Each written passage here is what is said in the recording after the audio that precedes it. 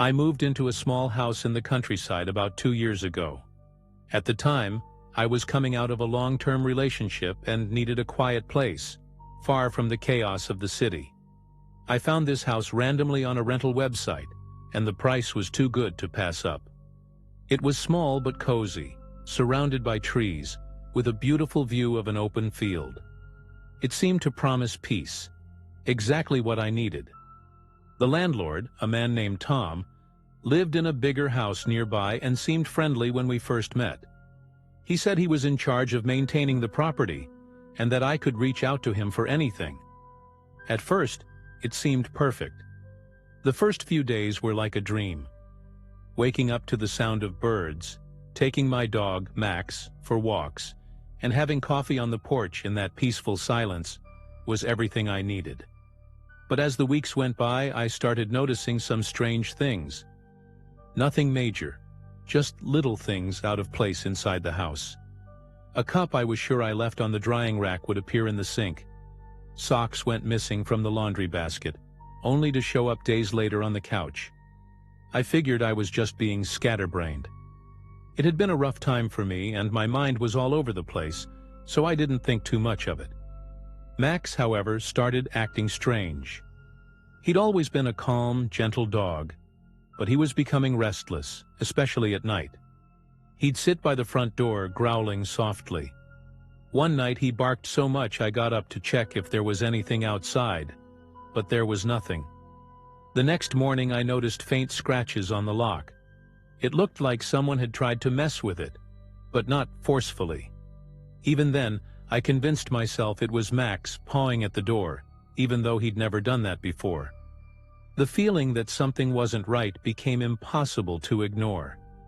I started double-checking the locks before bed, but the unease never went away. One afternoon when I got back from a quick trip to the store, I noticed the front door was locked differently than how I'd left it. There was a faint scuff mark on the wood, right by the knob. My heart raced, but I tried convincing myself it was just paranoia. The house was old, and Tom had mentioned the locks were fragile and needed replacing soon. Still, I couldn't shake the feeling that something was off. After that, I started looking at Tom differently. He showed up unannounced often, usually saying he was just checking if everything was okay, or bringing over fruit from his yard. At first I thought it was considerate, but soon his concern started to bother me. It was always the same tone, like he was trying to justify being there. Tom had a spare key to the house, and although he mentioned this early on as a safety measure, it now made me uneasy. I started noticing he knew details about the house that he shouldn't have, things only someone who had been inside would know. One night, I woke up to Max barking like someone was in the yard. I grabbed a flashlight, my heart pounding, and went to the window. I saw a shadow near the shed next to the house, but when I pointed the light, nothing was there. From that moment on, I felt completely vulnerable. It wasn't just a feeling that something was wrong, it was like I was being watched all the time.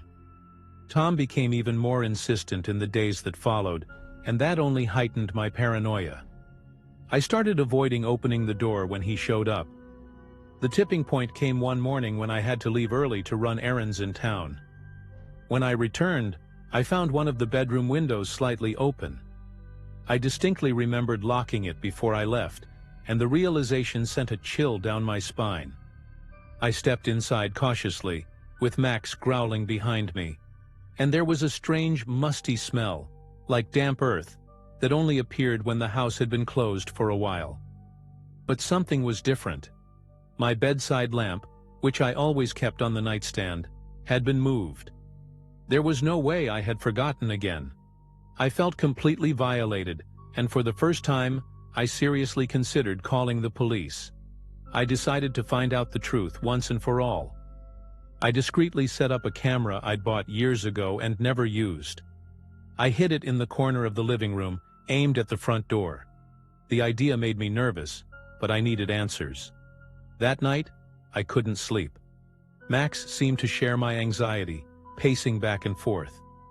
When morning finally came, I checked the footage. My stomach turned when I saw Tom entering through the door with his own key. He walked through the living room, adjusted the cushions on the couch, and even opened the fridge like it was his own house. On the footage, Tom looked completely at ease. He walked slowly, inspecting every corner of the house like he was evaluating it. At one point, he even sat in my favorite armchair and stayed there for a few minutes, scrolling through his phone. The worst part was when he entered my bedroom. My heart pounded as I watched. He opened my closet, looked through my clothes, and then stopped by the bed, running his hand along the headboard. I felt violated in a way I couldn't even describe. This wasn't just an invasion of privacy. It was like he was marking his territory, making it clear that the space wasn't entirely mine. I couldn't face Tom for a few days, but I knew I had to confront him. The next morning, with the camera still hidden, I waited for him to show up. When he finally arrived, he came with the same smile as always, and a bag of oranges. I confronted him right there, barely containing the anger boiling inside me. I asked him if he had entered the house recently. He laughed like it was something trivial and said, "Oh, I just took a quick look to make sure everything was in order. Didn't want to bother you." The casualness in his response left me speechless. To him, it was no big deal. I told him I knew what he'd done, and that I had proof. His smile faded for a moment, but he quickly regained his composure, saying I was overreacting, and that he was only concerned about my safety. I felt my blood boiling. I asked if safety included going into my bedroom and touching my belongings. He went quiet for a few seconds before replying, "I just wanted to make sure you were taking care of the place." That was all I needed to hear. I told him if he didn't hand over the spare key and stop showing up unannounced, I'd call the police. Tom gave in, but the look he gave me was unsettling. He handed me the key and said he didn't want any trouble, but the way he stared before leaving left me with the feeling that this wasn't over. The following days, I stayed on high alert, locking everything and checking the doors constantly. Despite that, the sense of unease never left. It was like he was still there, watching, waiting for the right moment. Max remained restless, but over time he began to calm down, as if even he could sense that for now, things were under control. Even with the spare key back, I knew I couldn't keep living there. The trust was completely broken, and every little noise at night made me jump out of bed. I gave Tom 30 days' notice and told him I was moving out. He didn't seem surprised, but made sure to say, "I'll miss having you around." The way he said it, with that smile I once thought was kind, now sent chills down my spine. I didn't respond and started packing my things that very day. In the final week before leaving, something happened that made me regret not reporting him immediately. I came home after a quick trip to the store and found a small pile of dirt on the living room rug, right in front of the door. It was strange because I always took my shoes off before coming inside. Looking around, I noticed Max was restless again, growling softly near the bedroom. My stomach dropped, and I immediately called a friend in town to spend the night at her place. I decided I wouldn't sleep in that house again until the move. On the day I finally left, as I loaded the last boxes into the car, Tom showed up. He stood by the gate, just watching. He didn't say anything, but his stare was intense, almost like he was challenging my decision. When I shut the car door, he gave a slight wave, with a smile that felt more like triumph than farewell. I didn't look back as I drove away from that place. Even now, years later, I still think about what might have happened if I had stayed any longer. To this day, the whole experience gives me chills. I never fully understood Tom's intentions, but one thing is certain. That man never had good intentions.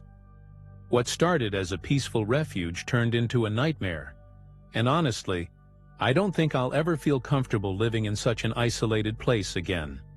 I've learned to trust my instincts more, and if something feels wrong, it probably is.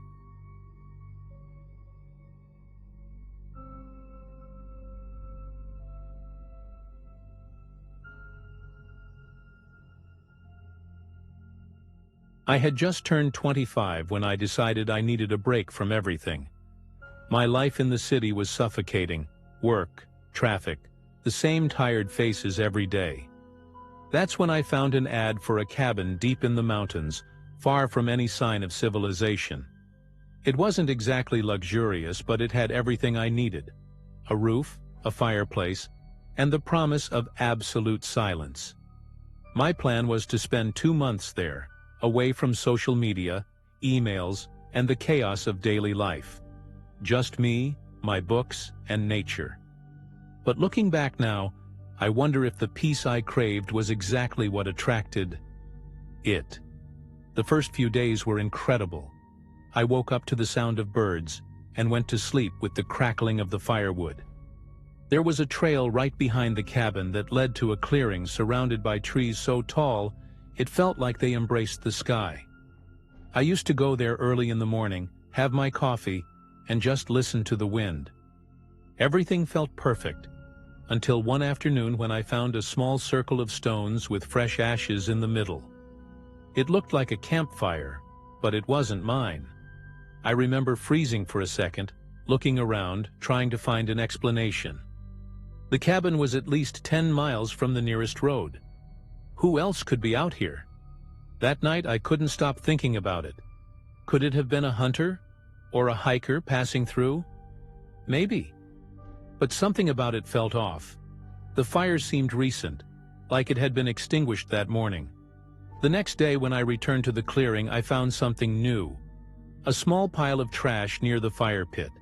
Pieces of food wrappers, a crushed water bottle, and most unsettling, a pair of dirty socks tossed carelessly. I used a stick to poke around, but nothing gave me any clues about who might have left it. Back at the cabin, I tried convincing myself it was just a sign someone had passed through and was already gone, but I couldn't shake the feeling of being watched. On the third day, I noticed something even stranger. I stepped out onto the porch in the morning with a cup of coffee and saw that my lounge chair was slightly turned, like someone had dragged it. I was meticulous about things like that. I knew exactly where each piece of furniture was. The detail bothered me enough to walk around the cabin, checking doors and windows. Everything was locked, just as I had left it the night before. But the sense of unease was already settling in. With every step I took, it felt like something, or someone, was always just out of reach, close enough to unsettle me, but far enough to remain hidden. The next morning, I decided to explore the area around the cabin more thoroughly. I grabbed a flashlight, as the sky was unusually overcast, and followed the trail to the clearing. Everything seemed normal until I noticed footprints in the soft dirt. Ones that definitely weren't mine. They were wide, deeper than I expected, as if whoever made them was carrying something heavy. The most disturbing part was their direction. They came from the clearing and led straight to my cabin. I couldn't stop the chill that ran through me as I scanned the woods, the silence now feeling oppressive. I tried to follow the tracks for a few yards, but they vanished among the roots and leaves. I stood there, gripping the flashlight tightly as if it could protect me from something I couldn't even name. When I got back to the cabin, the unease had turned into full-blown anxiety. I closed all the curtains and locked the doors again, double-checking every window. The silence that I once cherished now felt suffocating. While I was in the kitchen making tea, I heard a faint sound coming from the porch. It was like something lightly tapping against the wood. My heart raced, and for a moment I was frozen. Then, taking a deep breath, I forced myself to open the door, clutching a kitchen knife, just in case. There was nothing there, at least nothing obvious. But when I looked down, I saw something that definitely wasn't mine. A round stone, about the size of a tennis ball, placed right in the middle of the step. It seemed deliberate, like a sign. I slammed the door shut, my heart pounding like a drum. That night, I could barely sleep.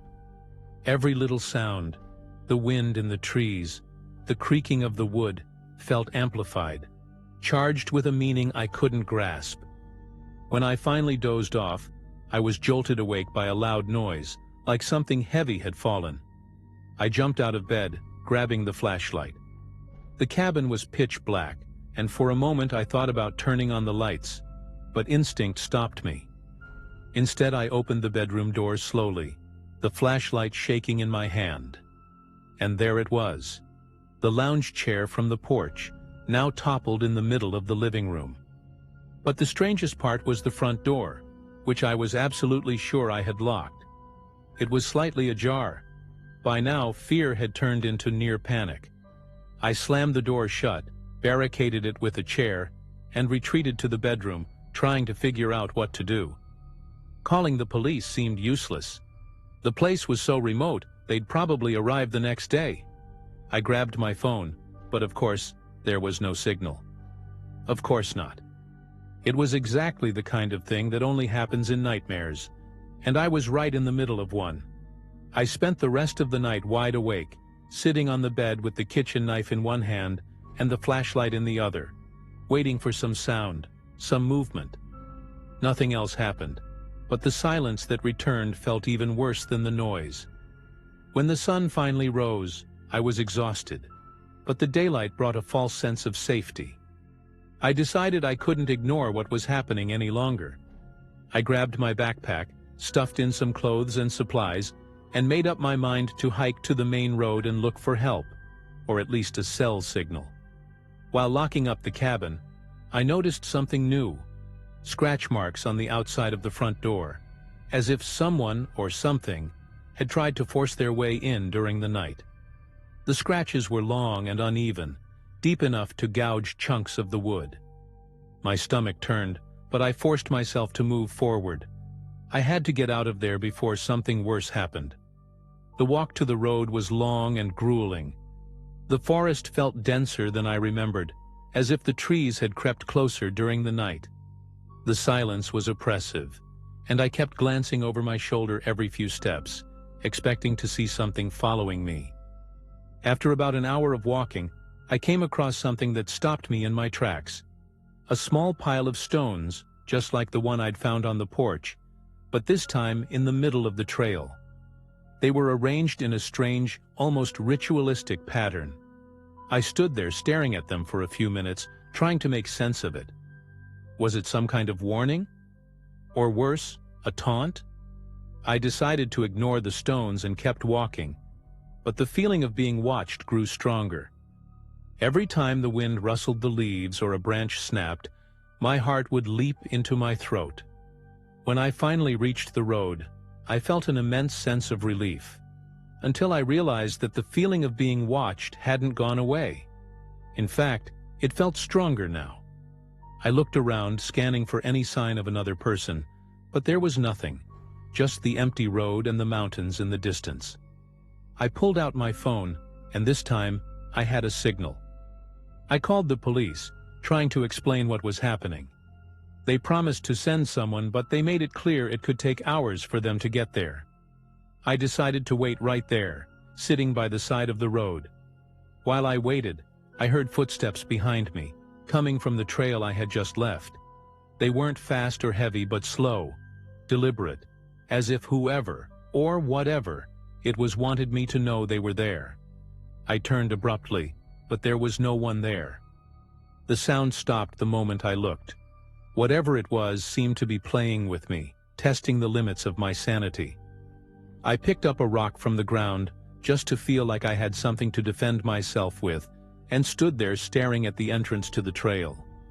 I don't know how long I stayed there, but when I finally heard the distant sound of a siren, I felt as if I had been saved in the nick of time.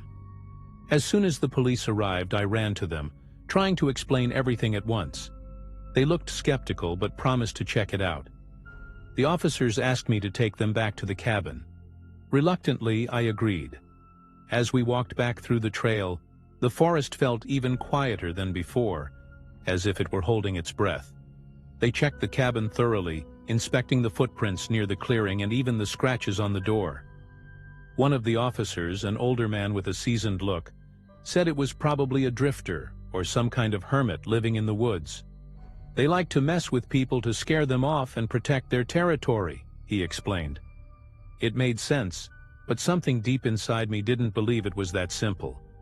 There was something more in that forest, something none of us could understand. After the officers left, they advised me to leave the cabin and find somewhere else to stay. They promised to patrol the area over the next few days, but I knew they wouldn't stick around for long. That night I went back to the cabin only to grab my belongings and drive to the nearest town. The place felt different now, as if it was charged with an energy I couldn't explain. Every sound, every shadow, seemed to amplify the fear already rooted inside me. While I was throwing my things into the car, I saw something out of the corner of my eye. A figure standing at the edge of the forest, far enough that I couldn't make out any details. Just a motionless shadow. When I turned fully to look, it was gone. I drove nonstop to the nearest town and spent the night at a cheap motel. As I tried to sleep, I kept thinking about everything that had happened. Who, or what, was in the forest? Why did it feel so intentional, almost personal? I never got answers to those questions, and to this day, I avoid any place that's too remote. I've experienced strange things before, but nothing comes close to that. A few months later, the cabin's owner called me, saying there were no more signs of intruders and asking if I wanted to come back. I refused immediately. Just hearing his voice made my stomach turn. I never want to set foot in that forest again. Even now, years later, I still have occasional nightmares. Sometimes it's the figure in the forest. Other times it's the sound of slow footsteps behind me. I always wake up in a cold sweat, with the feeling that something is watching me, even in the safety of my home. It might sound paranoid, but some things stay with you, like invisible scars. And that cabin, that forest, it wasn't just a remote place. There was something else there, something I never want to understand.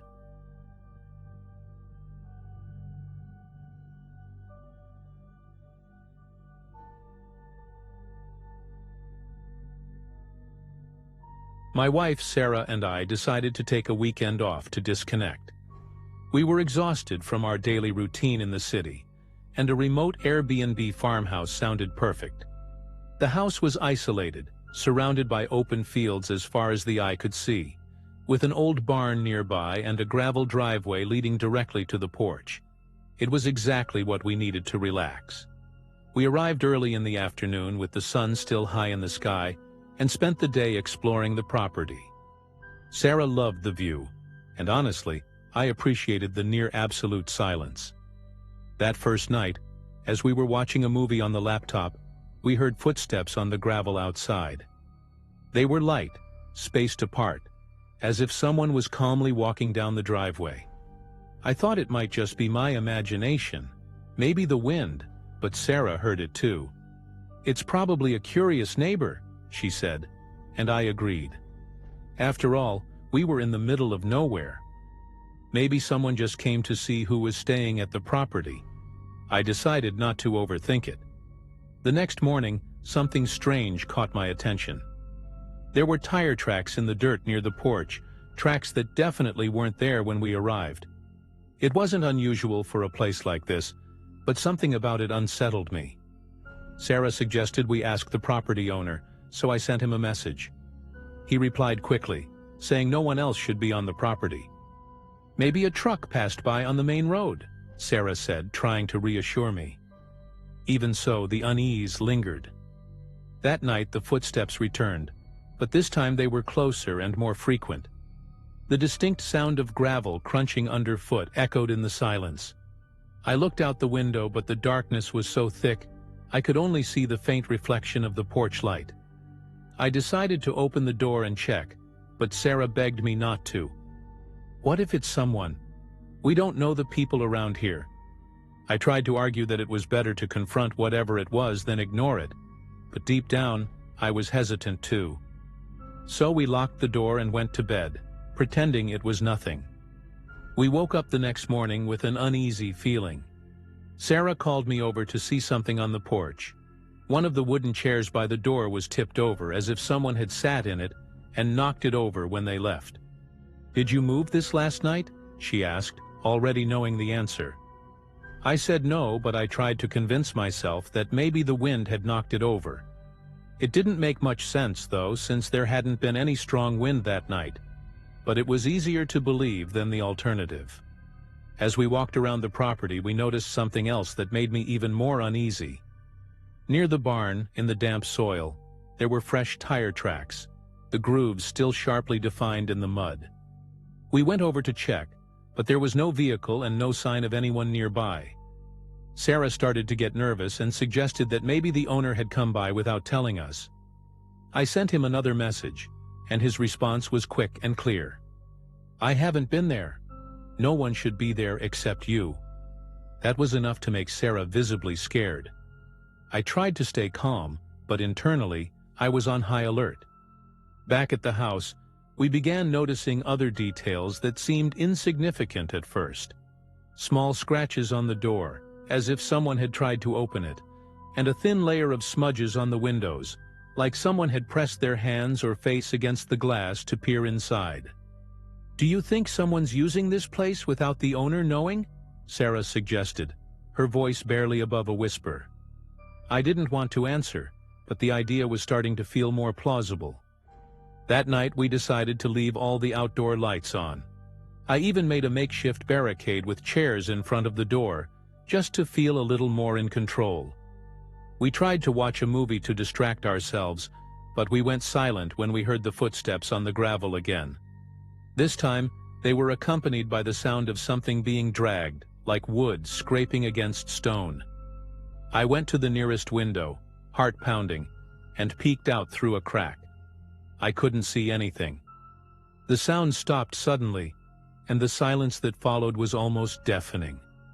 The silence that night was even more terrifying than the sounds we had heard before.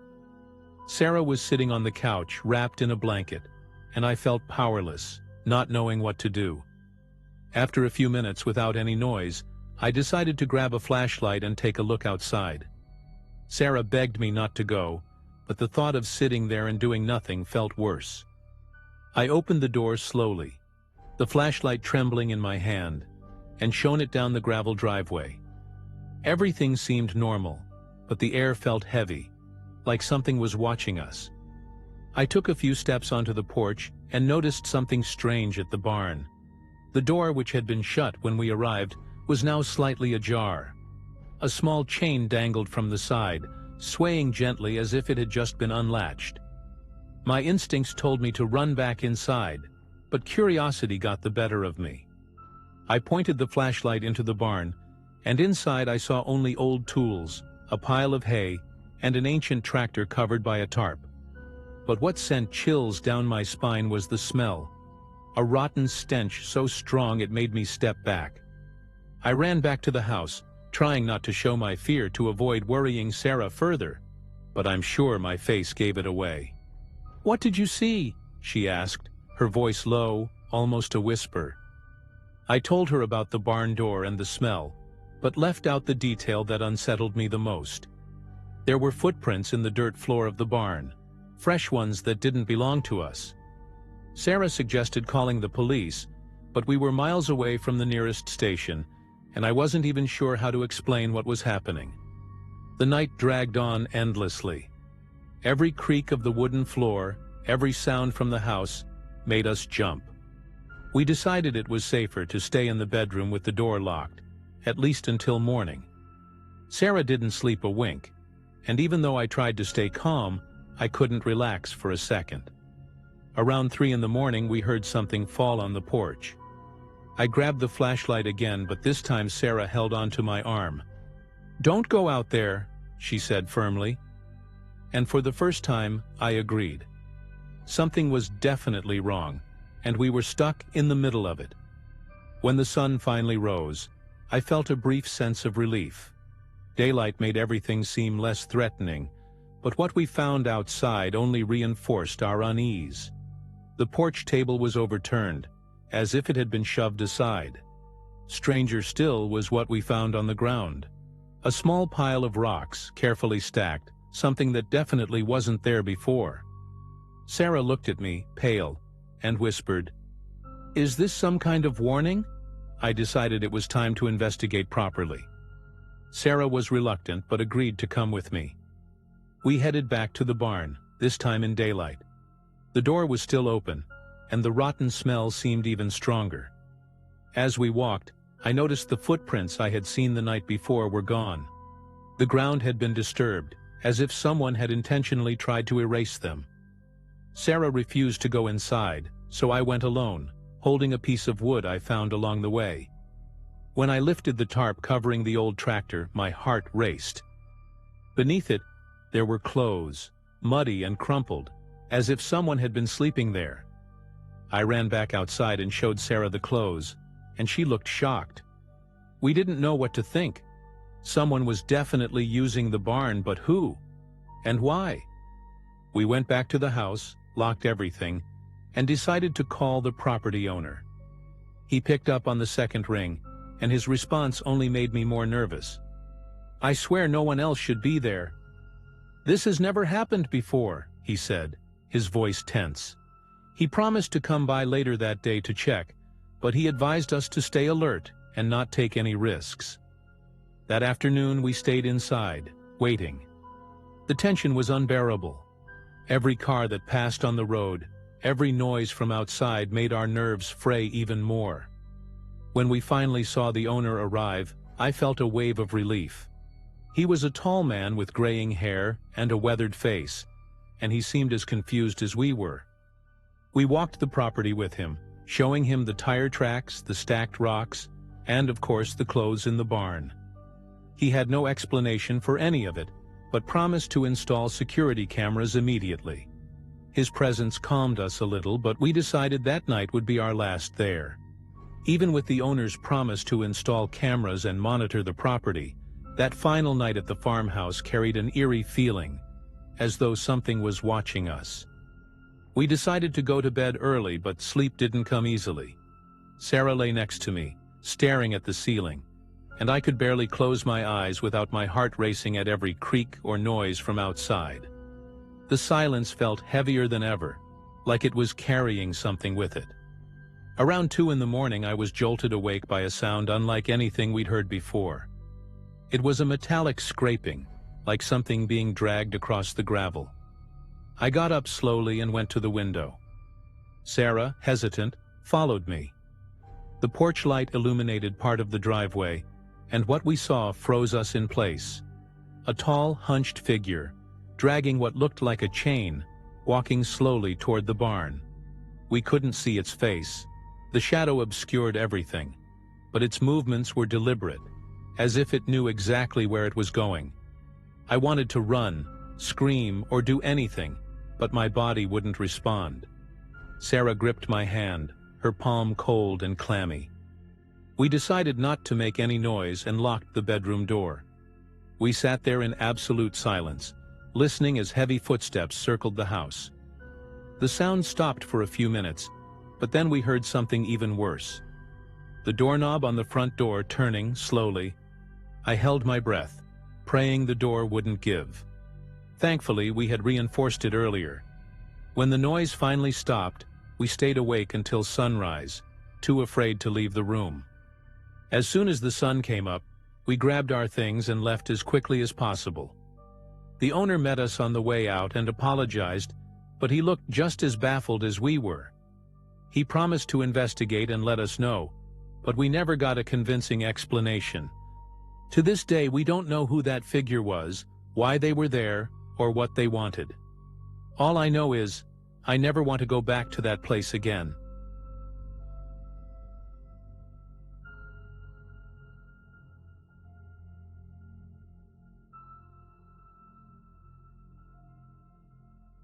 I've been working as a delivery driver for about 2 years.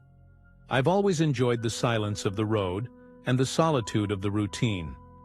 My main route takes me through a remote highway that cuts through miles of dense forest, where cell signal is practically non-existent, and the only constant sound is the hum of my truck engine. This happened about 6 months ago, back when I was doing late-night deliveries to a small town at the end of that highway. My life was simple then: work, home, and maybe a few beers after my shift. I wasn't the kind of guy who believed in weird stuff, you know. But what I experienced on that highway still keeps me up at night. It started with something that seemed insignificant at first. One night on one of my usual runs, I saw a car parked on the shoulder. It was a dark sedan, maybe a late 90s model. I didn't think much of it. Broken down cars aren't exactly a rare sight out there. But there was something unsettling about this one. Maybe the way it was parked, with its wheels almost sticking out onto the road, like whoever stopped there had done it in a hurry. The only light was from my headlights, and I didn't see anyone nearby. I drove past it, but the image stuck with me for the rest of the trip. The following week I was on the same route, at about the same time, when I saw that car again. This time, it was at one of the few rest stops along the highway. It was parked in the darkest corner, far from the lights. I slowed down, curious, but there was no movement. Just that dark shape sitting there, with its headlights off. It started to bother me, but I told myself it was probably just a coincidence. I even joked with myself, maybe the guy just likes midnight drives. But then things started to get weirder. Every week, that car would be there, always in a different spot. Sometimes on the shoulder, sometimes parked near a deserted intersection. I never saw anyone, just the car. Same model, same beat-up look. I tried to ignore it, but every time I passed it, I felt this chill crawling up my spine. The kind of feeling that makes you check your rearview mirror more times than necessary. I finally told a coworker about it, and his reaction didn't help. He laughed and said I was getting paranoid, but I knew something was wrong. Things really started to spiral out of control a few weeks later. It was a colder than usual night, and I had just finished a delivery. The drive back was long, and I was already feeling the weight of exhaustion. That's when I saw it again. The car was parked at a sharp curve, this time with its low beams on. It felt like it was waiting for me. My heart started racing. I slowed down a bit but kept driving. I glanced at it in my rearview mirror, and that's when I noticed something that made my blood run cold. The car's headlights turned toward me, as if it was following me. I floored the accelerator, pushing my truck as fast as it could go. When I finally checked the mirror again, it was gone. That night, I got home feeling like something was seriously wrong. It felt like I had carried the car's presence with me, even after leaving it behind. My mind was racing, but I tried convincing myself it was just fatigue. However, that week, strange things started happening outside of work. One night, as I was taking out the trash, I swear I saw a similar car parked across the street. I turned off the porch light to get a better look, but the car drove off before I could see its license plate. That incident left me uneasy. This wasn't just happening on the highway anymore. I knew I had to do something, so on my next trip, I decided to pay closer attention. If I saw the car again, I'd try to get its license plate or at least figure out who was driving it. But that night, the car didn't show up. Nor did it the next night. For a moment I started to think maybe I had imagined it all, but that relief didn't last long. Almost a week later, as I was heading back from another delivery, I saw the sedan parked right at the entrance to my neighborhood. It wasn't hidden or subtle this time. It was sitting at the curb, facing the main entrance, as if it knew I'd be passing by. This time, my fear turned into anger. I pulled my truck over a few meters away and got out, determined to confront whoever it was. The car's engine was off, but the headlights flickered faintly like they were having electrical issues. I walked toward it slowly, my heart pounding in my chest. When I got close enough, I realized something that sent chills down my spine. The car was empty. There was no one inside. I looked around, scanning the quiet street for any sign of movement, but it was deserted. It felt like the car had been left there just to mess with me. I got back into my truck, shaking, with no idea what to do next. After that day, my routine was never the same. I was constantly looking over my shoulder, expecting to see that car appear at any moment. I told some friends about what was happening, but no one seemed to take it seriously. One of them even suggested that I was overreacting, that maybe it was just a random guy with the same car model crossing paths with me. But I knew it wasn't a coincidence. Not when I started seeing the car in places it had no reason to be, like the parking lot of the grocery store where I shopped, or at the corner of my mom's street. One of those nights, I decided to take a more drastic step. I planned to take a picture of the car if I saw it again. It felt like I needed proof for myself, something to confirm that I wasn't losing my mind. And of course, it didn't take long for me to get the chance. It was a particularly quiet night, and I was heading home after a late delivery. The car was parked at an intersection near the edge of town. I grabbed my phone and with trembling hands tried to take a photo. But when I looked at the screen, the car seemed wrong. The image was distorted, as if the vehicle couldn't be captured. I blinked a few times, thinking fatigue was playing tricks on me, but the result was always the same. I couldn't save a clear picture. That unsettled me even more. I decided it was time to talk to the police. The next day, I went to the local station and told them my story. The officer who took my statement tried to stay professional, but I could tell he wasn't taking me seriously. "It could just be someone with the same car model, sir. There's nothing illegal about that," he said. I insisted, describing the times I'd seen the car in the middle of nowhere, but all I got was a pitying look.